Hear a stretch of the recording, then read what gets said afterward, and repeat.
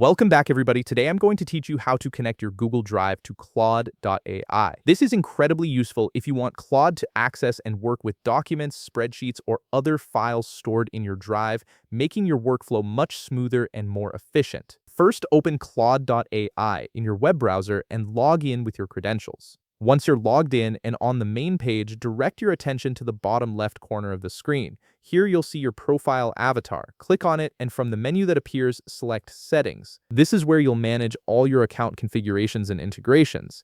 After entering the settings area, look at the left sidebar where you'll find several options. Click on Connectors. This section is specifically designed for linking external services and applications to Claude, and it's exactly where we need to be to set up your Google Drive connection. Now, in the Connectors section, scan through the available options and look for Google Drive. Once you spot it, you'll see a Connect button right beside it. Go ahead and click that button to begin the integration process. If for some reason you don't immediately see Google Drive in the list, click on Browse Connectors at the top of the page and then use the search bar to type in Google Drive. This will help you locate it quickly. Next, you'll be prompted to sign in to your Google Drive account. This step ensures that Claude can securely access your files with your permission.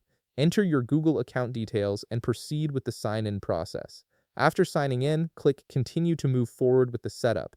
You're getting close now. The next screen is crucial as it involves reviewing and granting permissions. Claude will request read-only access to selected files in your drive, which means it can view and work with your documents, but won't make any changes without your instruction. You'll see options where you can select all files or check specific boxes beside individual options.